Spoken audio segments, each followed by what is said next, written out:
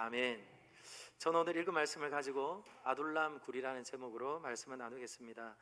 여러분, 지난 한 주간 편안하게 앉아서 여러분들의 가족들과 함께 차를 한 잔 마셔 보신 분이 있다면 손을 한번 들어보실까요? 남편과 혹은 아내와 아니면 자녀들과 커피가 아니더라도 차가 아니더라도 어떻게 살고 있는지, 그리고 또한 어떻게 하루를 보내었는지 편안하게 대화를 해보신 분이 있다면 손을 들어 표해 보시죠. 예, 저기 누가 한 분이 손을 들었나요? 네. 가만히 생각하면 참 우리 인생은요, 쫓기듯 살아가는 것 같습니다.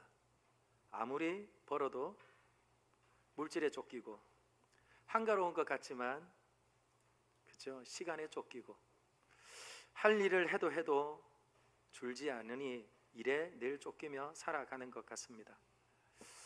그래서 사람들은 지쳐버리고, 그리고 깨트려지고, 날카로워지고, 그리고 혼란에 빠져서는 섣부른 선택과 행동으로 많은 부작용을 경험하며 피로한 세상 속에서 결국 믿을 건 나밖에 없구나 라고 말하고는 자기 중심적인 삶을 살아가는 것을 보게 됩니다.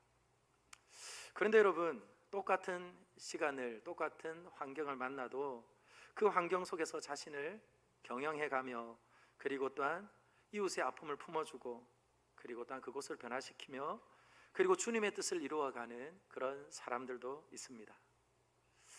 사랑하는 여러분, 우리는 어떻습니까? 다윗은 숨 돌릴 여유조차 없는 쫓기는 삶이 시작되었습니다. 사울을 피해서 기브아에서 노브로 이동했고요, 노브에서 다시 골리앗의 나라 블레셋 가드로 이동해 갔습니다. 그리고 그는 지금 아둘람 굴에 서 있습니다. 아둘람 굴로 피신한 다윗의 마음, 그의 마음은 어떨까요? 오늘 본문은 아무리 들여다봐도 다윗의 마음이 보이지 않습니다. 그러면 다윗의 마음을 알려고 하면 다윗이 지은 시편 가운데 굴에서 쓴 시편을 보면 그의 마음을 조금 알 수 있습니다. 굴에서 쓴 시편은 시편 57편과 그리고 142편인데요 142편의 전체적인 시상을 보면 이렇게 다윗이 그의 마음을 표현합니다. 하나님, 나 억울합니다. 하나님, 나 고통받고 있습니다. 하나님, 좌우를 둘러보니 내 발 아래는 쥐레가 가득합니다. 그리고 나서 7절은 이 모든 것들을 함축하며 이렇게 말합니다. 나는 지금 감옥에 있습니다. 사랑하는 여러분, 아시겠죠? 그런데 여러분, 그 속에서 그는 나를 끌어내 주십시오, 그렇게 하나님 앞에 기도하고 찬양하며 그 굴 안에 있는 자신에게 임하신 하나님과 또한 교통하는 모습을 보게 되어집니다. 아둘람 굴은 편안한 곳 아닙니다. 딱딱한 곳입니다. 그리고 굉장히 습한 곳입니다. 지금 여러분 어떻습니까? 습하시지요? 비가 내리니 습한 것처럼 그 동굴 안에는 항상 물기를 머금고 있어 습한 것이 바로 아둘람 굴입니다. 이 아둘람 굴은 어디에 있느냐 하면요, 블레셋 땅과 그리고 또한 이스라엘 땅 사이에 있습니다.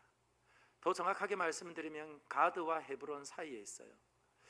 블레셋 땅이기도 하고 이스라엘 땅이기도 한 곳이 바로 아둘람입니다. 왜 이와 같이 애매한 땅일까요? 하나님께서 모세를 통하여서 이스라엘 백성들에게 땅을 분배해 줄 때 약속하시며 이스라엘 땅이 될 것이라고 말씀하셨습니다. 그러나 지금 현실은 블레셋이 다스리고 있기 때문에 그렇습니다. 그러나 도망하기에는 딱 좋은 땅입니다. 왜냐하면 사울의 영향력이 미치지 않기 때문이죠. 그래서일까요? 이 아둘람의 뜻은 피난처라는 뜻입니다. 그런데 여러분, 이와 같이 사울의 영향력이 미치지 않는 피난처인 아둘람으로 피하였는데 그는 지금 어디에 있다고요? 굴에 있습니다. 여러분, 이스라엘 백성들에게 굴은 어떤 용도로 사용되어졌을까요? 아시는 분 계시나요? 어떤 용도일까요? 오늘 보니까 다윗이 피한 것을 보니까 피난처로 사용된 것입니다. 그런데 여러분, 더 궁극적인 목적이 있어요. 오늘 이 굴이라는 단어는 똑같이 사용되어지는 본문들이 있어요. 창세기 25장 7절과 9절입니다. 제가 한번 읽어볼까요? 아브라함의 향년이 175세라. 그의 나이가 높고 늙어서 기운이 다하여 죽어 자기 열조에게로 돌아가매 그의 아들들인 이삭과 이스마엘이 그를 마므레 앞 헷 족속 소알의 아들 에브론의 밭에 있는 막벨라 굴에 장사하였으니. 아멘. 여러분, 굴이 무슨 용도라고요? 눈치채셨죠? 바로 죽은 이가 그죠 안장되어지는 곳이 굴입니다. 굉장한 역설이지요. 피해서 도망하는데 그는 어디까지 내려갑니까? 무덤과 같은 굴까지 내려가는 모습을 보게 되어집니다. 가장 밑바닥이지요. 그러면 여러분, 사울은 어디에 있을까요? 오늘 저와 여러분이 읽었던 22장 6절 말씀을 보면 사울은 기브아의 가장 높은 곳에 있다, 그렇게 말씀합니다. 사랑하는 여러분, 얼마나 대조적입니까? 다윗은 지금 죽은 자를 안장하는 동굴, 지옥과 같은, 감옥과 같은 절망과 희망 없는 곳에 있습니다. 그런데 그곳이 무엇이라고요? 피난처라는 거예요. 그런데 그곳이 또한 어떤 곳입니까? 사람들이 몰려드는 곳이라는 거예요. 마치 고난의 십자가가 부활의 영광인 것처럼 굉장한 역사를 담고 있는 장소가 바로 아둘람 굴입니다. 그 아둘람 굴에 사람들이 하나 둘 모여들기 시작하지요. 누가 모여들었습니까? 먼저 아버지와 형제들이 찾아왔습니다. 아버지와 형제들이 찾아오는 거 당연하다 여기시지요. 그러나 여러분 잘 생각해 보십시오. 이 아버지 이새는 다윗을 그리 중하다 여기지 않았습니다. 여러분들은 어떻습니까? 가문이 잘 되려고 하면 맞이가 잘 돼야지. 그리고는 어떻습니까? 그 맞이에게 온갖 공을 들였던 것처럼 이새는 엘리압을 어떻게 해요? 헌칠한 인물로, 그리고 또한 누가 보아도 탐낼 그런 사람으로 길러내었습니다. 그런데 들로 보내고 산으로 보냈던 다윗이 승승장구하는 것, 아버지의 마음에 어떠할까요? 저는 여러분들이 말하지 않아도 쉬 공감이 되어질 거라고 여겨집니다. 아무리 막내 아들이 잘 살아도 힘들고 어려운 장남에게 몸을 기대며, 그리고 또한 그와 함께하는 어머니들을, 아버지들을 보면서 여러분들이 충분히 공감이 되어질 거예요. 이것이 무엇입니까? 우리는 당연히 가족이니 가족들이 몰려들었을 것이고, 사울의 핍박을 받으니 다윗에게 피하는 것이 더 안전하다 여기며 가족들이 왔을 거라, 예, 그럴 수 있습니다. 그러나 무엇입니까? 오늘 그들은 결코 쉽지 않은 걸음을 걸어 다윗에게 옵니다. 이뿐만 아니라 그의 형제들은 어떻습니까? 다윗을 별로 탐탁지 않게 생각하던 형제들입니다. 그런데 어디에 있을 때 옵니까? 왕궁에 있을 때 오지 않고 아둘람 굴에 있을 때에 그의 가족들이 오지요. 이뿐만 아닙니다. 오늘 말씀을 보면 2절이지요. 환난을 당한 자, 빚진 자, 마음이 원통한 자. 이런 사람들은 어떤 사람입니까? 끊임없이 외부적인 고통을 통하여서 마음의 심리적인 불안을 느끼며 정서가 깨트려진 사람들, 그들이 바로 환난을 당한 자입니다. 다시 말씀을 드립니다. 끊임없이 반복되어지는 외부적 고통으로 인해서 정서가 깨트려진 거예요. 안과 바퀴 병들었습니다. 빚진 자들입니다. 자신의 영원한 기업을 저당 잡히고 그것을 찾아올 수 없고, 그리고 또한 세상의 여러 가지 경제적 논리 가운데 자신의 땅을 잃어버린 이들입니다. 마음이 원통한 자는 누굴까요? 아무리 애를 써도 공정함도 없고, 그리고 또한 부당한 대우 가운데 불만족을 느끼는 이들을 오늘 성경은 마음이 원통한 자다, 그렇게 말하죠. 오늘 다시 우리 시대의 말로 바꾸어 볼까요? 아웃사이더들입니다. 아싸라 그러죠. 아웃사이더. 그리고 또한 그들은 변두리 인생들입니다. 그리고 그렇게 환영받는 인물들은 아닙니다. 그런데 오늘 그들은 피난처 삼아 숨어 들어간 다윗이 있는 아둘람 굴로 오더라는 거예요. 다시 말씀을 드립니다. 아둘람 굴이 편한 곳입니까? 아둘람 굴이 정말 좋은 곳입니까? 그런데 사람들은 모여요. 왜 그럴까요? 그곳에 누가 있어요? 다윗이 있기 때문입니다. 그곳이 딱딱하고 습하고 힘들고 고단한 장소이지만 누가 있어요? 다윗이 있다는 것을 듣고 그러므로 사람들이 몰려들기 시작하더라는 것입니다. 사랑하는 여러분, 참 놀랍지 않습니까? 왜냐하면 다윗이 바로 환난을 당한 자입니다. 다윗이 바로 마음이 원통한 자입니다. 얼마 전까지 최고의 자리에서 또한 가장 장래가 촉망되는 인생이었지만 그는 하루아침에 모든 것을 잃어버렸다는 거예요. 다윗은 더 이상 세상에 머리 둘 곳이 없는 인생입니다. 그런데 이상하죠? 다윗은 머리 둘 곳이 없는데 많은 사람들이 그들의 머리를 다윗에게 기대어 살고자 합니다. 다윗은 지금 세상에 집 한 채 없는 인생이지만 지금 다윗이 그들의 집이 되는 것이죠. 놀라운 역설 아닙니까? 이것이 바로 우리 주님이 보여주신 삶이며 이것이 또한 우리 성도들의 삶입니다. 그러므로 여러분, 저를 한번 따라 할까요? 비워지는 순간 채워지는 은혜. 그렇습니다. 비워내는 순간, 비워지는 그 순간 다 잃어버리는 것이 아니라 그때야 비로소 하나님께서 채워주시는 것이지요. 가만히 한번 보세요. 어디를 가든지 이런 사람들이 꼭 있습니다. 우리는 이런 사람들이 이렇게 말하죠. 오지랖이 넓다 그렇게 말해요. 오지랖이. 그래서 오지랖하라 그럽니다. 오지랖. 저주받을 오지랖. 자기도 힘들면서 그저 기대어 오는 자들을 밀어내지 않고 품어내는 사람들을 보고 오지랖이 넓다고 말하죠. 그러나 성경은 그렇게 말하지 않습니다. 우리 믿음의 사람들은 그렇게 말하지 않습니다. 우리는 그런 사람들을 뭐라고 말합니까? 하나님의 품처럼 너른 인생이라 말하고 하나님이 함께하는 인생이라 말합니다. 왜냐하면 이미 저와 여러분들이 다윗의 인생을 읽어가며 사무엘상 18장 말씀을 통하여서 보셨습니다. 다윗은 사울이 보내는 곳 어디든지 갔습니다. 복잡하고 얽히고 설켜 있는 그 모든 곳들에 가서 지혜롭게 행하고 그곳에서 백성들 앞에 출입하면서 지혜롭게 행함으로 하나님이 함께 하시는 사람, 형통한 사람이 어떠한 인생인지 그들에게 보여준 인생이라는 거예요. 그러므로 아무도 없는 깜깜한 동굴에서도 그는 절망이라고 말하며 그리고 또한 하나님 너무나 감옥같이 내일을 내다볼 수 없는 삶입니다. 그렇게 하나님 앞에 신음하며 토하며 기도하지만 그 기도는 결국 어떻게 되어지는 거예요? 찬양이 되어지고 그리고 또한 하나님께서 내 인생을 회복하시고 그리고 또한 새롭게 하실 것을 소망하는 비전의 찬양과 기도가 되어지는 것이 바로 다윗의 모습이더라는 거예요. 사랑하는 여러분, 이것이 무엇입니까? 시편 142편 7절에 다윗의 진정한 힘입니다. 제가 한번 읽어드리겠습니다.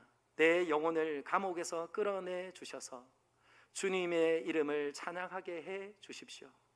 주님께서 내게 넘치는 은혜를 베푸시니 의인들이 나를 감싸줄 것입니다. 사람들이 있는 곳에만 하나님과 함께하는 사람처럼 산다고 여겼는지 모릅니다.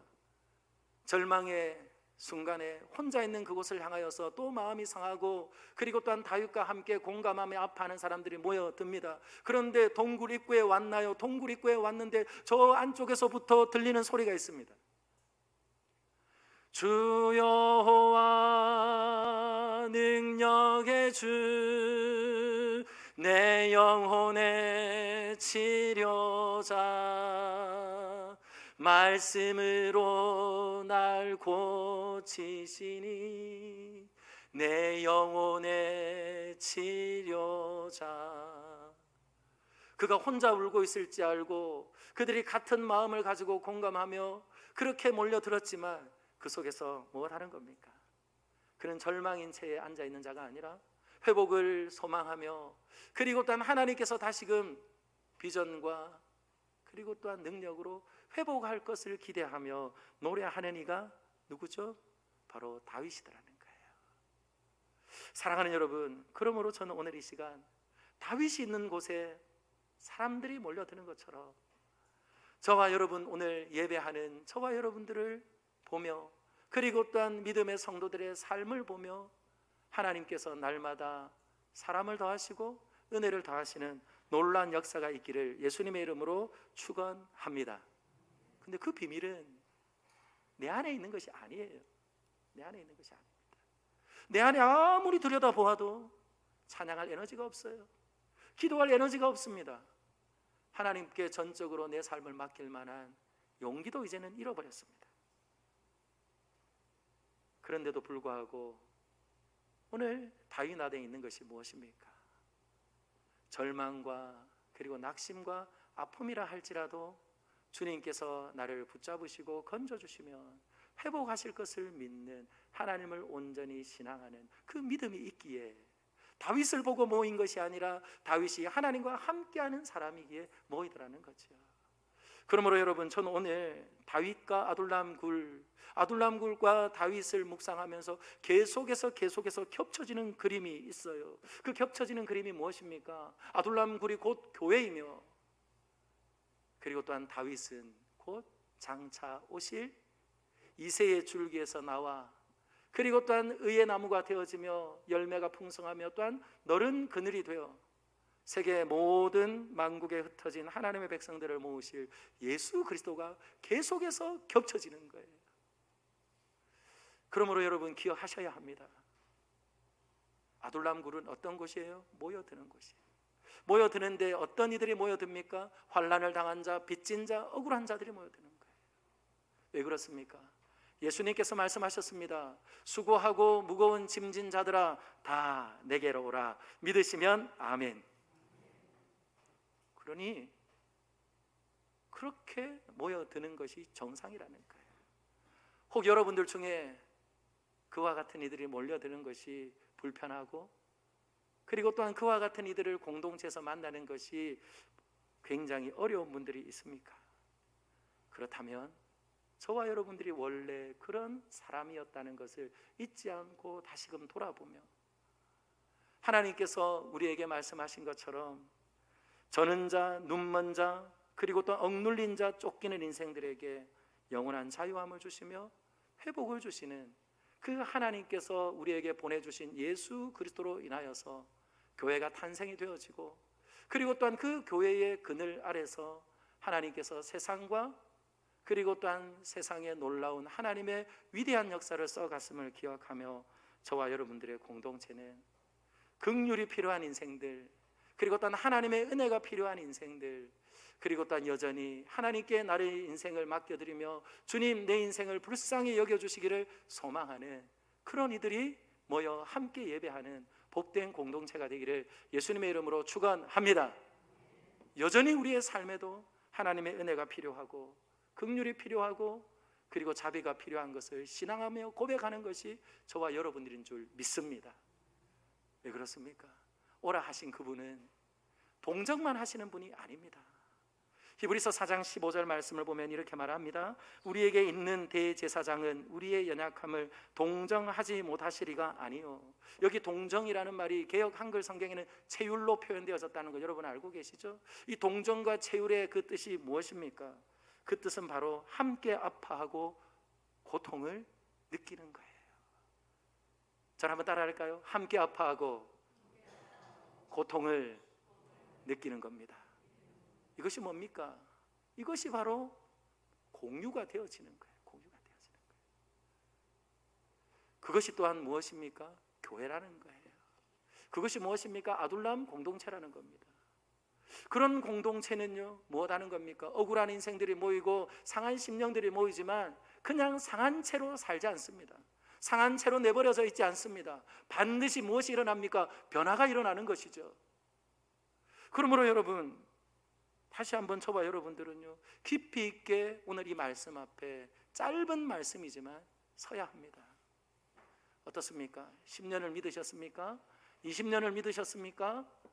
아니면 평생에 여러분들이 신앙하며 여기까지 오셨습니까? 근데 여러분, 변화가 일어나고 있습니까? 여러분들의 삶에 변화를 기대하며 소망하는 여러분들의 마음 내면서 깊은 곳에 기대와 비전이 다시금 꿈틀거리고 있습니까? 그렇지 않다면 우리는요 반드시 다시 한번 되물어 보아야 합니다. 무엇이 문제인가? 내가 문제인가? 아니면 공동체가 문제인가? 반드시 돌아보셔야 합니다. 왜냐하면 이 아둘람 공동체에 모였던 그 사람들은 변화가 일어났기 때문이에요. 그들이 모인 무리를 우리는 뭐라고 말합니까? 강군이라고 말하지 않습니다. 오늘 그들의 모양은 오합지졸이에요. 오합지졸. 그런데 여러분, 그들이 어떻게 달라지는 줄 아십니까? 그들은요 놀라운 변화가 일어납니다. 역대상 12장 22절 말씀을 보시면 이렇게 말합니다. 그때에 사람이 날마다 다윗에게로 돌아와서 돕고자 하매 큰 군대를 이루어 하나님의 군대와 같았더라. 아멘. 역대상 12장은 다윗이 이제 통일왕이 된 거예요. 남쪽과 북쪽의 통일왕이 되었습니다. 그 통일왕이 된 그의 삶에 함께했던 수많은 용사들이 있어요. 그 용사들의 이름을 즐비하게 늘어놓는데 그 용사들이 어디에서 탄생한 용사들일까요? 이 아둘람굴에서 탄생한 용사예요. 아둘람굴에서. 그러면 도대체 무슨 역사가 일어났기에 그들은 아둘람굴에서 이와 같이 하나님의 군대로 강군으로 거듭나게 된 것일까요? 앞에서 제가 말씀을 드렸죠. 함께 아파하며 공유하는 것. 이게 무엇입니까? 서로 공감하며 아파하는 거예요. 사랑하는 여러분, 우리 공동체는 이런 공동체입니까? 내가 병들어도 말할 수 없는 공동체입니까?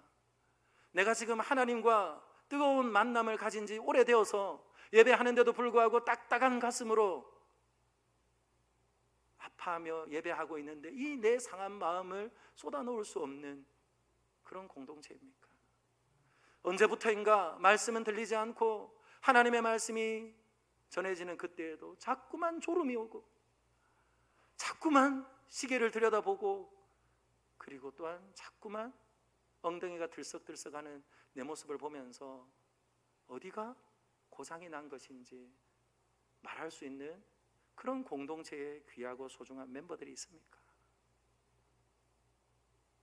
사랑하는 여러분, 교회는 아픔 있는 사람들이 모이는 곳이고 모인 채로 살다가 아픈 채로 천국에 가는 것이 아니라 보라 새롭게 되었다 말씀하신 것처럼 완전한 변화가 일어나고 그 변화로 인하여서 영적인 회복과 치유가 일어나는 공동체라는 거예요.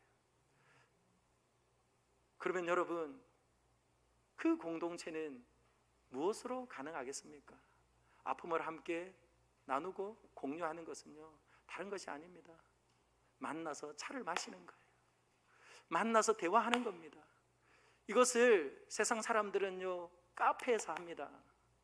그리고 세상 사람들이 이것을 어디서 합니까? 커뮤니티 공간에서 합니다.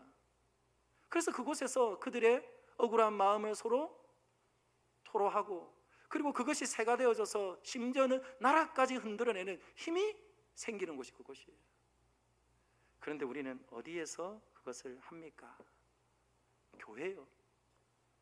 이렇게 모여 서로 뒷꼭지만 바라보고 있는 이 대그룹 예배, 이것으로 끝나는 것이 아니라 뭐 다른 거예요? 8월 한 달 동안은 우리가 공적으로도 방학이죠. 바로 소그룹 모임을 통하여서 그 속에서 하나님의 말씀이 나를 관통하며 지나갔고 그리고 또한 그 하나님의 말씀이 내 안에 들어올 때 나는 아팠고 그리고 또한 아팠고 그리고 또한 힘들었지만 그 말씀이 관통하고 난 다음에 그 말씀에 순종하기를 결단하는 순간 두려움과 염려는 사라지고 기쁨이 내 안에 다시금 찾아오고 기대와 소망이 살아났음을 서로 나누어 먹을 수 있는 소그룹이요. 그곳이 바로 온전한 하나님의 마음을 담아 두세 사람이 내 이름으로 모인 곳에 나도 그들 중에 있다고 말씀하신 그 놀라운 하나님의 공동체를 맛보게 되어지는 곳입니다. 그러므로 여러분, 하나님의 은혜가 머물러 있는 곳, 그리고 주님의 이름으로 모이면 나는 약하고 연약한 인생이지만 우리를 빚어가시는 주님을 바라보며 그렇게 관통되어진 하나님의 말씀 안에서 서로 빚어져가는 모습을 보면서 어떻게 우리가 변화되지 않을 수 있냐는 거예요. 여러분, 아둘람 공동체에 있었던 그 다윗의 마음을 여러분들에게 한 번 더 소개해 드릴까요? 시편 57편 4절을 보시면 이렇게 말합니다. 내 영혼이 사자들 가운데 살며 내가 불사르는 자들 중에 누웠으니 곧 사람의 아들들 중이라. 그들의 이는 창과 화살이요 그들의 혀는 날카로운 칼 같도다. 아멘.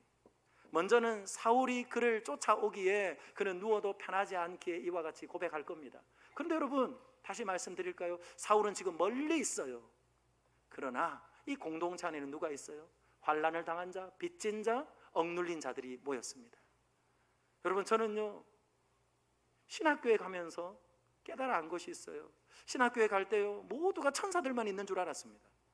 그런데 신학교에 가보니까 천사들만 있지 않더라고요.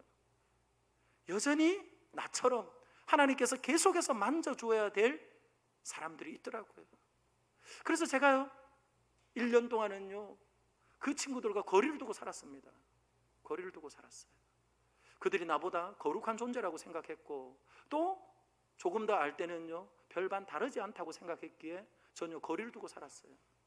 근데 진정으로 제 안에 변화가 일어났던 때가 언제인 줄 아십니까? 사닥다리 선교회라고 하는 그 청소년들에게 복음을 전하는, 그리고 또 월요일이면 영남대학교에 잃어버린 젊은이들에게 복음을 전하는 그 공동체 안에서, 그죠? 저는요 다시 빚어졌어요. 그래요. 그곳에서 흩어지면 또 비슷한 삶을 살아갑니다. 그런데 다시 예수를 중심으로 모여 함께 대화하고 함께 기도하고 함께 찬양하는데요 내 개인의 꿈이 거룩한 꿈이 되어지고, 그리고 또한 내 삶의 약함을 하나님께서 변화시키시고, 그럼에도 불구하고 청소년들에게 소망을, 그리고 또한 청년들에게 비전을 베푸시는 그 놀라운 하나님의 역사하심으로 저를 빚어가시더라고요. 이것이 무엇입니까? 이것이 놀라운 변화가 일어나는 공동체라는 거예요. 사랑하는 여러분, 우리 공동체는 어떤 공동체입니까? 저는 우리 다산로 교회가 성동제일교회에서 70년 이상 사용했던 이름을 바꾼 것에서 멈추지 않기를 예수님의 이름으로 축원합니다. 예수님께서 십자가에 죽으시고 부활하신 것처럼, 그리고 또한 죽으시고 부활하신 예수님을 따라 겁쟁이 제자들이 성령의 충만함을 입고 부활의 증인되어 살아갔던 것처럼, 저와 여러분들 안에 주님이 살아 역사하심으로 어떻게 해요?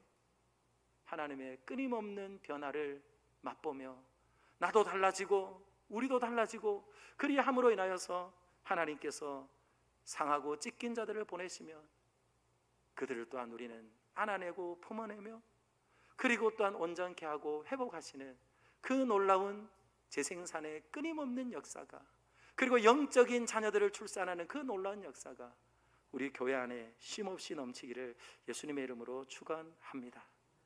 그러므로 여러분, 필요한 것이 무엇일까요? 예수님께서 우리를 동정하신 것처럼 사랑하는 여러분, 귀를 여셔야 합니다. 마음을 여셔야 합니다. 그리고는 아픔을, 그리고 또한 나의 약함을 고백할 때마다 집사가 왜 그래? 권사가 왜 그래? 장로가 왜 그래? 사역자가 왜 그래? 그것이 아니라 무엇이라고요? 마음을 열고 그 아픔의 근원이 무엇인지 귀를 열고 듣기만 하여도 어떻게 될까요? 그 안에서부터 회복이 일어나는 거예요. 그래서 헨리 나우에는 상처 입은 치유자라는 그의 책에서 이렇게 말합니다. 고통받고 있는 인간의 마음을 아프게 하는 태도가 있다면 바로 무관심입니다.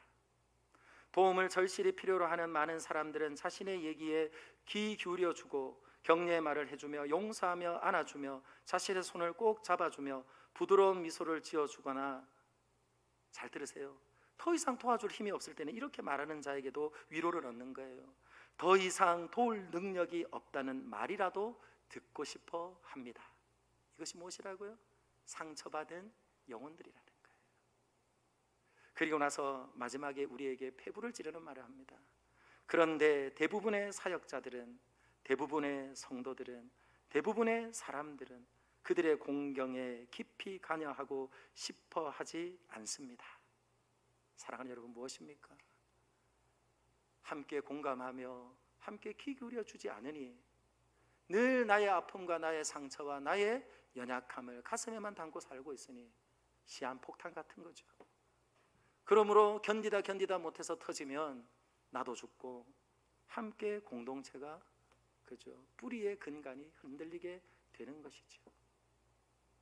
그런데 여러분, 우리 주님이 계신 공동체는 동정만 하는 공동체가 아닙니다. 제가 앞에서 말씀드렸죠.